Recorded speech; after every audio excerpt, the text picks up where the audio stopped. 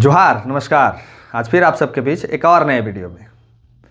कल लगभग रांची में 9000 लोगों को नियुक्ति दी गई, यानी 9000 झारखंड के बेटे सरकारी नौकरी में अब शामिल हो जाएंगे। और ये जो 9000 का जो आंकड़ा है, ये आंकड़ा बहुत बड़ा है।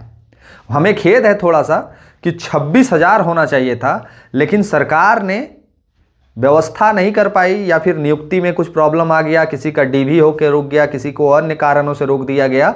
जो सहायक आचार्य हैं उनको 26,000 पद पे नियुक्ति मिलना था, वो लगभग 8100 ही मिल पाया। लेकिन 8100 को तो मिला, ये भी सुखद संदेश है। हेमंत सोरेन जी का आभार है जो उन्होंने 8100 लोगों को रोजगार दिया। बाकी और अन्य जो लोग थे, जो जेपीएससी करके आए थे, और भी अन्य अन्य विभाग के जो लोग थे, उनको भी रोजगार दिया गया। लगभग 9000 लोगों को कल नियुक्ति दी गई। ये आप लोग भी गौर कर रहे होंगे। अब जरा हम नियुक्ति कर रहे लोगों में से कुछ एक ऐसे नाम बताएंगे जो लोग कल तक कह रहे थे कि जेएलकेएम में नौकरी करने वाले लोग नहीं है, पढ़े लिखे लोग नहीं है। कल पूरा फेसबुक पे एक ही चीज ट्रेंड कर रहा था। क्या कर रहा था हम बता रहे हैं। जेएलकेएम के कई एक चेहरे जिनको कल नियुक्ति पत्र मिला, और हम लोग गर्व महसूस कर रहे थे कि हमारे साथ चलने वाले, हमारे साथ पार्टी के कदम से कदम मिला के काम करने वाले कई एक साथियों ने नियुक्ति पत्र पाई। अपने उम्र के उस पड़ाव में भी जाके जज्बा को कम नहीं किए। तो हम आपको बताते हैं एक एक करके नाम। कुछ नाम हैं जो आपको हम बताने आज इस वीडियो में आए हैं। बड़ा गर्व होता है ये चीज़ देख के कि हमारे साथ चलने वाले लोगों को नौकरी हो गया और अब वो शिक्षक कहलाएंगे। बड़ा गर्व महसूस होता है, और आपको भी गर्व महसूस होना चाहिए। आप लोग भी बधाई दीजिए इन तमाम अपने जेएलकेएम के कार्यकर्ताओं को, जिन्होंने अपने मेहनत से, अपने परिश्रम से ये मुकाम हासिल किया, और इस उम्र में भी जाके इन्होंने नौकरी, सरकारी नौकरी हासिल किया। तो चलिए वीडियो शुरू करें। उससे पहले आपसे आग्रह निवेदन है कि पहली बार देख रहे हैं सब्सक्राइब कर लीजिए। फेसबुक पेज पे देख रहे हैं तो पेज को फॉलो करना मत भूलिएगा। ज्वाइन कर लीजिए हमारे चैनल को और हमें सपोर्ट करिए। जो मजबूत आर्थिक से व्यक्ति हैं वो हमें स्कैनर में और नंबर पे भी भेज सकते हैं, तो जरूर सहयोग करिए। चैनल को तो ज्वाइन कर ही सकते हैं, तो चैनल को ज्वाइन करना बिल्कुल मत भूलिएगा। अब चलिए बताते हैं कि कौन कौन व्यक्ति हैं जिनको कल नियुक्ति मिली, जिसको हम बहुत नज़दीक से जानते थे, और हमारे साथ तो वो पिछले कई एक सालों से हमारे साथ काम कर रहे थे। जेएलकेएम संगठन को हर वो सभा हो, हर वो आंदोलन हो, हर वो पंचायत लेवल का भी कार्यक्रम हो, वहाँ हम लोग साथ जाते थे। हमारे क्षेत्र से आते हैं, हमारे बगल गांव से आते हैं हमारे कुलदीप भैया। कुलदीप भैया को कल सहायक आचार्य का नियुक्ति पत्र मिला, और हमको इतना गर्व महसूस हुआ कि अब भैया अस्थाई हो गए। उन्होंने कहा, उनका जब इंटरव्यू लिया गया तो उन्होंने इंटरव्यू में ये बात कही। क्या कही हम बताएं उससे पहले हम सोचें कि आपको उन्हीं की ज़बानी सुना देते हैं कि उन्होंने क्या कहा टाइगर को लेके, और क्या कहा अपने संघर्ष को लेके, कैसे उनको नियुक्ति प्राप्त हुई, कितना वो मेहनत किए। हम चाहेंगे कि उनका छोटा सा एक क्लिप देख लीजिए आप। सुनने में ये भी आ रहा है कि जेएलकेएम से विधायक के लिए आप फॉर्म भी भरे थे। जी बिल्कुल। विधायक तो नहीं बन पाया, लेकिन टीचर बन गए। जी, मैं चतरा जिला से हूँ और सिमरिया विधानसभा क्षेत्र मेरा पड़ता है। तो जब इधर फॉर्म नहीं भराया था तो हम लोग चतरा जिला में जेएलकेएम का हम लोग सक्रिय सदस्य थे, और जयराम महतो को विचारधारा से हम लोग मतलब ओतप्रोत है। कहने का मतलब अभी भी अच्छा हमको उस पार्टी में अच्छा ये है। तो देखिए, एक आदमी अस्थाई चाहता है, समझ गए ना, और राजनीति में आने का अभी उम्र बचा हुआ है, ठीक है। तो अभी जब तक जॉब हो गया है तो अभी इधर कर लेते हैं, बाकी बात देखेंगे 60 साल के बाद। 60 साल के बाद फिर उधर देखिएगा। हाँ, बिल्कुल बिल्कुल। जयराम जी के लिए क्या संदेश रहेगा? संदेश रहेगा एकदम बिल्कुल। आप इसी तरह झारखंडियों के लिए आवाज उठाते रहिए विधानसभा में, ताकि एकदम ये सरकार को रेस करके रखिए। देखिए, अगर आप जयराम महतो, बिल्कुल जयराम महतो जैसा विधायक अगर हैं तो आज पूरे झारखंड में युवाओं का एक अलग ऊर्जा मिलता है। और इससे सारे विधायक जितना 80 हैं, ये उनके छोड़ के 80 जितने विधायक हैं, सबको एक एनर्जी मिलता है। क्योंकि इतने नौजवान विधायक और इस तरह का बात करने से जो और भी 80 विधायक हैं उनके अंदर भी एनर्जी आता है। अब कुलदीप भैया को आपने सुना, इन्होंने अपने संघर्ष के दिन को भी याद किया, और इन्होंने ये भी कहा कि 17 साल ही मेरा ड्यूटी है, हम 17 साल ही शिक्षक बन सकते हैं। 18वां साल में जब हम रिटायर कर जाएंगे तो पुनः जेएलकेएम पार्टी को ज्वाइन करेंगे और पुनः राजनीतिक में आ जाएंगे।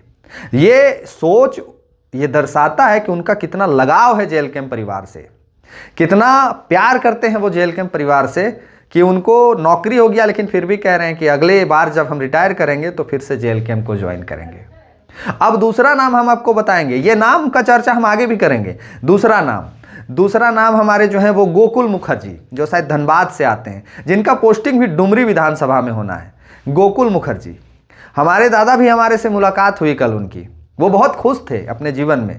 कहा कि सूरज दा, हमारे संघर्ष का ये परिणाम है, हम लोगों ने जो मेहनत किया उस मेहनत का योगदान है, और हमारे पार्टी के पढ़े लिखे लोगों को कल रोजगार मिला, शिक्षक बने वो हमारे पार्टी के लोगों को। बाकी दूसर का पार्टी के कई गो बना हम नहीं जानते हैं, लेकिन मेरे पार्टी के सारे सक्रिय साथियों ने ये दर्ज करा दी अपनी उपस्थिति कि हम हर क्षेत्र में अव्वल हैं। चाहे सांसद बनने की बारी आएगी, विधायक बनने की बारी आएगी, चाहे टीचर बनने की बारी आएगी, हम लोग हर क्षेत्र में अव्वल हैं, हम लोग कहीं पीछे नहीं हैं। हमारे गोकुल दा को भी बहुत बहुत बधाई और शुभकामनाएं, इनके उज्जवल भविष्य की हम लोग कामना करते हैं, और ये भी रिटायर्ड होकर पुनः जेल कैंप ज्वाइन करेंगे। इनका वीडियो नहीं है मेरे पास।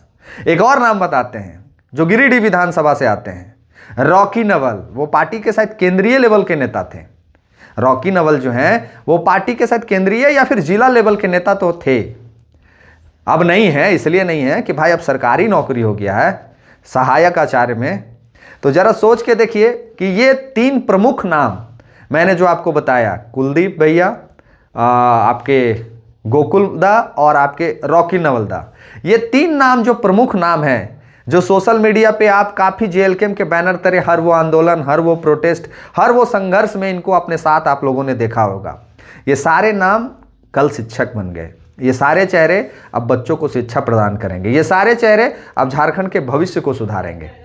ये अपने आप में ऐतिहासिक है। और भी होंगे बहुत सारे लोग, 8,8100 का बात है, और भी होंगे, लेकिन हमारे ये प्रमुख लोग थे जिनको कल नियुक्ति पत्र सौंपी गई।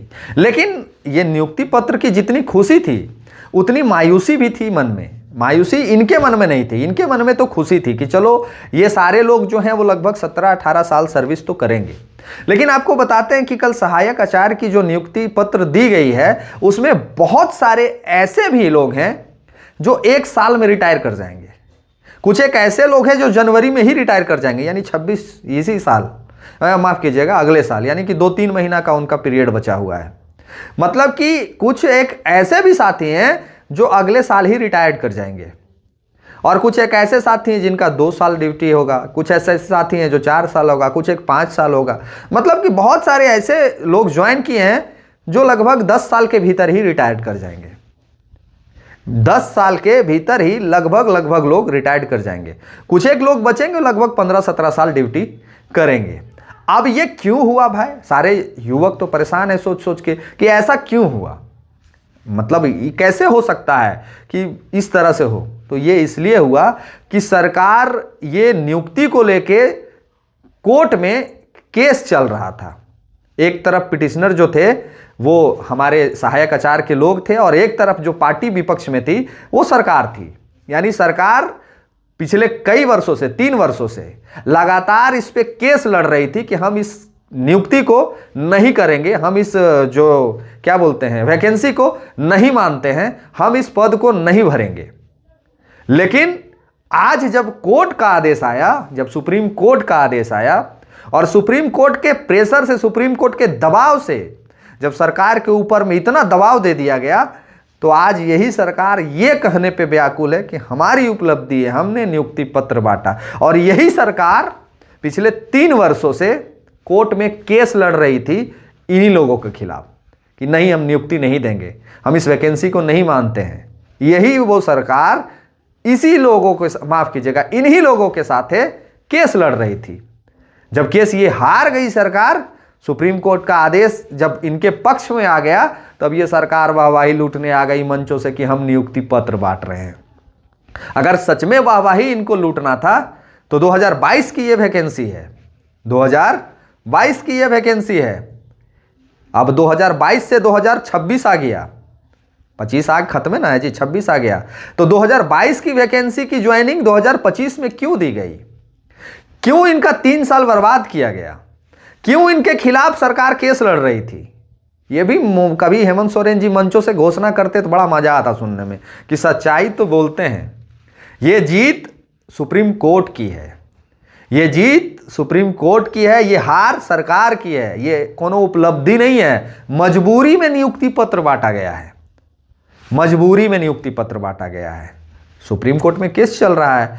आज भी ये नियुक्ति पत्र जिन टीचरों को दिया गया है, इसके बावजूद कई एक ऐसे टीचर और हैं जो सहायक आचार्य बनने की लाइन में हैं। वो कई एक ऐसे लोग और हैं जिनका डीवी करा लिया गया है, जिनका केस आज भी संचालित है।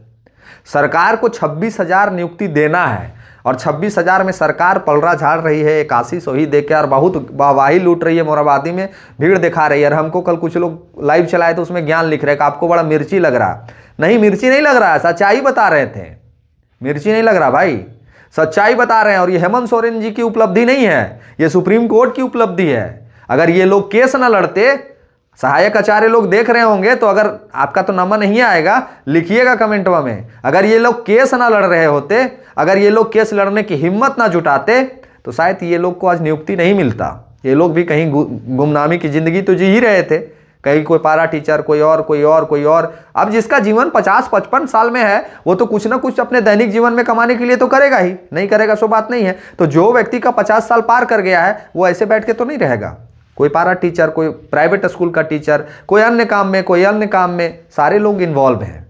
उन लोगों को केस के बदौलत नियुक्ति पत्र दिया गया, ऐसे नहीं मिला है। सरकार, हेमंत है तो हिम्मत है, नहीं, ऐसे नहीं, केस के बदौलत सरकार पे दबाव था तब नियुक्ति पत्र दिया गया है, ऐसे नहीं। और आपको एक बात बता देते हैं, अगर सच में नियुक्ति लेने वालों में खुशी थी, अगर सच में नियुक्ति लेने वालों में खुशी थी और ये उपलब्धि थी सरकार की, सरकार ने अच्छा पहल किया, हम आपको एक वीडियो दिखाते हैं। इस वीडियो में आपको यह देखने को मिलेगा कि हेमंत सोरेन जी का भाषण चल रहा था। हेमंत सोरेन जी भाषण दे रहे थे, लेकिन जिनको नियुक्ति पत्र दिया गया था वो उस भाषण को छोड़ के अपने घर जाने के चक्कर में थे। अब जो आदमी मेरे लिए मेरे जीवन को संवारेगा, जो आदमी मेरे लिए मेरे जीवन को सुधार दिया, उस आदमी को तो हम भगवान मान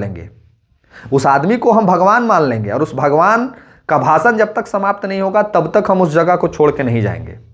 लेकिन सारे लोग छोड़ के जाने के लिए तैयार हो गए और सारे लोग निकलने की तैयारी में थे। तब तक वहां के थाना प्रभारी और फलना ढकना लोग पहुंच गए। अब हम ये बोल नहीं रहे, हम आपको दिखा देते हैं, देखिए ये वीडियो को। देखिए, हेमंत सोरेन जी के प्रोग्राम को जबरदस्ती सुनने के लिए यहाँ के अधिकारी लग गए हैं कि पब्लिक को बाहर नहीं जाने दे रहे हैं। ये देख लीजिए, ये कहानी है और दृश्य है।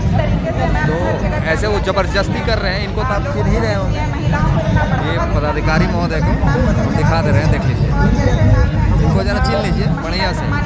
ये जो है पब्लिक को जाने नहीं दे रहे बाहर, कहा है कि भाई अभी हेमंत सोरेन जी का भाषण बचा हुआ है। जबरदस्ती पब्लिक को वहाँ रोक दिए हैं और बोल रहे हैं कि अभी सुनना मजबूरी है, आपको सुन के जाइए। देख लीजिए कहानी, और पब्लिक बेचारा वहाँ जा रहा है, वापस घूम के वापस आ रहा है। तो ये कहानी है, दृश्य है, देख लीजिए।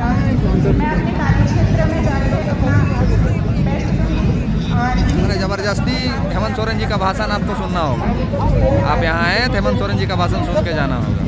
अब वो लोग निकलना चाह रहे थे और पुलिस प्रशासन जबरदस्ती उनको बोल रही थी कि नहीं, तुमको हेमंत सोरेन का भाषण सुन के जाना है, तुमको हेमंत सोरेन के लिए आवाज बनना है, आपको इतना बड़ा नौकरी दिया, आपको सुन के जाना है। तो एक बात समझना है कि आखिर ये नौकरी अगर सरकार की उपलब्धि है तो फिर उनके भाषण को सुने बिना लोग काहे धड़ल्ले से बाहर जा रहे थे, और क्यों पुलिस प्रशासन को रोक को उनको भीतर वापस करना पड़ा? इसलिए कि बाहर मीडिया होगी और मीडिया ये प्रश्न खबर चला देगी कि सरकार, हेमंत सोरेन जी का भाषण भी नहीं हुआ और ये सारे लोग बाहर निकल गए, इसीलिए उनको रोक दिया गया। तो एक बात क्लियर हो गया, ये सरकार के मन में इनके लिए कोई भाव जागृत नहीं हुआ। इन लोगों को ये महसूस हुआ कि हमारे साथ छल हुआ, हमारे साथ ठग हुआ, हमारे साथ ये सरकार ने ठगने का काम किया, हमारे साथ ये सरकार ने 3 साल लड़ाई लड़ा और हमारे लिए आज ये नियुक्ति पत्र लेके आए हैं। नियुक्ति पत्र तो वहाँ जज साहब को बांटना चाहिए था, लेकिन ऐसा सिस्टम नहीं ना है, ऐसा सिस्टम नहीं है। इसीलिए कोई भी चीज़ को जब तक आप डीपली नहीं जानते हैं, जब तक आपको चीज़ों का आभास ना हो, कुछ ज्ञान मत दीजिए हम लोग को, और हमको तो खास करके ज्ञान मत दीजिएगा। हम बहुत नज़दीक से चीज़ों को समझते हैं और देखते हैं। उनके घर में खुशियाँ जरूर आई हैं, लेकिन इस चीज़ का दुख भी है कि इसी सरकार के खिलाफ में वो पिछले 3 वर्ष कोर्ट में रहे हैं, कोर्ट दौड़े हैं, 1-1 हज़ार 2-2 हज़ार करके चंदा लगाए हैं, वकील को फीस दिए हैं, तब जाके आज ये उपलब्धि हासिल की हैं। उनके जहन में खुशियाँ नहीं हैं, उनके जहन में एक क्रोध है कि सरकार ने मजबूरीवश हम लोग को नियुक्ति दिया, खुशीवश नियुक्ति नहीं दिया। अगर सच में सरकार खुशीवश नियुक्ति दिया है तो अभी भी केस चल रहा है, पूरे केस को खारिज करे और जो बचे हुए हैं 8,000 और 26,000 देना है तो 8,000 यानी 18,000 और 18,000 सहायक आचार्य और जो बचे हुए हैं उनको तो नियुक्ति करा देना चाहिए था, तुरंत धड़ल्ले से 2 दिन बाद दे करा देना चाहिए था ना, कि नहीं कराना चाहिए था। जो हमारे सहायक आचार्य बचे हुए हैं उनको तो 18,000 और बहाली लेना है, काहे कि 26,000 का बहाली था, तो तुरंत करा देना चाहिए था, काहे टेंशन लेना है इतना। तब हम लोग मान लेते कि सरकार की उपलब्धि है। लेकिन सरकार अभी भी केस लड़ रही है कि नहीं देंगे हम नौकरी, नहीं देंगे नौकरी, जिसको जो करना है करो।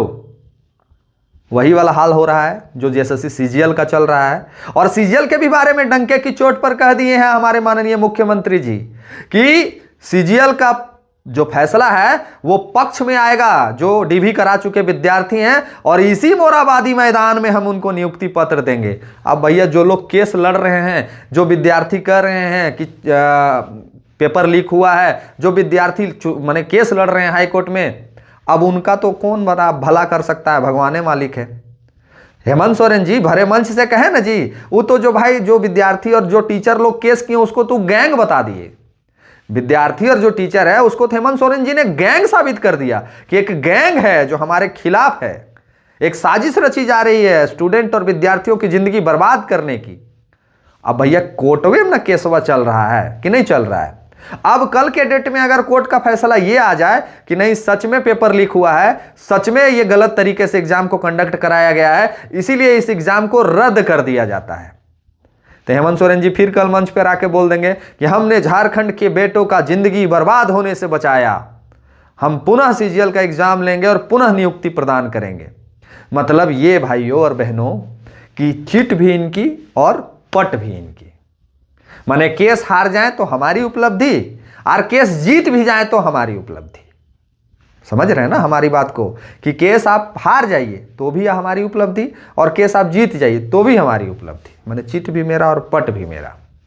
अगर सीजीएल के पक्ष में फैसला आ जाता है, वो जो डीवी करा चुके विद्यार्थी हैं, अगर उनके पक्ष में फैसला आ जाता है तो भी हेमंत सोरेन जी का वाहवाही, और अगर वो रद्द हो जाता है एग्जाम तो भी हेमंत सोरेन जी का वाहवाही, दोनों में वाहवाही। तो ये अंतर है। इस अंतर को झारखंडियों को परखना होगा, इस अंतर को विद्यार्थियों को परखना होगा, इस अंतर को हर वो व्यक्ति को समझना होगा। अब ये स्कॉलरशिप को लेकर पूरा बवाल मचा हुआ है पूरे झारखंड में, है ना, स्टूडेंट को लेके। तो नियुक्ति पत्र तो बांट दिया, उनको बांट दिया गया जो अगले साल रिटायर कर जाएंगे, लेकिन उनके जीवन का क्या, जो कल के डेट में नौकरी लेंगे, जो पैसे के चलते एडमिशन नहीं करा पा रहे हैं, पैसे के चलते अपने भविष्य को खराब कर रहे हैं, पैसे के चलते रोड में आंदोलन कर रहे हैं, पैसे के चलते आज वो ऐसी स्थिति में है कि पढ़ें भी कि बम्बई दिल्ली चल जाएं, ये सोच उनके मन में आ रहा है। इसके प्रति कब सोचा जाएगा। और स्कॉलरशिप जैसे चीज़ों के लिए आंदोलन करने का ज़रूरत है, तो फिर आंदोलन माने नहीं कौन-सी में किया जाए, जब स्कॉलरशिप के लिए आंदोलन किया जाए तो अगर सच में आप हितैषी हमारे हैं, सच में झारखंड के विद्यार्थियों के हितैषी हैं, सच में झारखंड में बेरोजगारों के हितैषी हैं, तो ये तमाम चीज़ों में डुगी ड्रामा क्यों होता है, कोर्ट कानून दुनिया जहान का पेच क्यों फंसता है। हर वो एग्ज़ाम जिसमें नौकरी होने की बात हो केस हो ही जाएगा, हर वो माहौल जब खराब करने की बात हो तो माहौल ख़राब हो ही जाएगा। तो फिर इसको हम उपलब्धि माने या नाकामी, या आप लोग हमको कमेंटों में बता दीजिएगा। और ख़ास करके जो जीएमएम सपोर्टर हैं वो हमको ज़रा बताइएगा कि अगर सच में उपलब्धि था तो 3 वर्ष केसवा काहे लड़ रहा था सरकार उन लोग के खिलाफ जिनको नियुक्तियाँ मिला है, जो शिक्षक लोग का अगले साल रिटायरमेंट है उनके खिलाफ केसवा काहे लड़ रहा था सरकार कि नहीं देंगे नियुक्ति हम। हाई कोर्ट में केस चल रहा था और ताबड़तोड़ मैंने धिपाया जा रहा था सरकार को कि नियुक्ति देना होगा, नियुक्ति देना होगा। उपलब्धि है। चलिए ठीक है, हेमंत सोरेन जी को बधाई जिन्होंने हमारे 9,000 परिवारों को मजबूत किया, उनके बच्चों के भविष्य के बारे में सोचा, उनको तहे दिल से शुभकामनाएं, बधाई। आने वाले समय में मुख्यमंत्री बने रहें इसकी भी शुभकामनाएं, बधाई। नहीं तो बीजेपी जोन तरी से परल है, हमरा लगता है कि झारखंड में मुख्यमंत्रियों ना बदल जाए। तो हम कहेंगे कि ज़रा अपना भी ख्याल रखिए और कोर्ट और कानून वाला पेंच में हमारे मुख्यमंत्री जी ना फंसें। तो हम लोग भी चाहेंगे कि हमारा जो मुख्यमंत्री अभी है वो कम से कम 5 साल और बरकरार रहे, बीच में ही मुख्यमंत्री ना बदल जाए। बीजेपी वाले से भी कहेंगे ज़रा रहम बरतिए, आप लोग बहुत एड़ी चोटी एने ओने पेंच फंसा देते हैं और इसीलिए हेमंत सोरेन जी आके मन से कुछ कह देते हैं तो आप लोग को तकलीफ हो जाता है। बाकी लिखिएगा प्रतिक्रिया, हमने जो बताया इस वीडियो में कितना सही बताया और कितना गलत बताया ये आप हमको बता दीजिएगा, ज़रूर लिखिएगा कमेंट। वीडियो को शेयर करके दूसरे लोगों तक पहुँचाइएगा और जो सब्सक्राइब नहीं किए अब तो कर लीजिए ना, इतना बताते हैं, इतना आम भाषा में समझाते हैं, कौन समझाएगा। तो चैनल को सब्सक्राइब कर लीजिए, फेसबुक पेज पर देखना है तो फॉलो भी कर दीजिएगा ताकि हम लोग को थोड़ा हौसला मिले। और ज्वाइन करके तो आप मजबूती दे ही सकते हैं, आपके लिए लड़ते हैं, आवाज़ उठाते हैं, तो ज्वाइन तो कर ही सकते हैं। तो ज्वाइन करके चैनल को बड़ा करिए जल्दी जल्दी। और जो आर्थिक सहयोग पहुंचाना चाहते हैं स्कैनर और नंबर पे भी पहुंचा सकते हैं। मिलते हैं किसी और वीडियो में, किसी और मुद्दे, किसी और टॉपिक के साथ में। धन्यवाद, जोहार।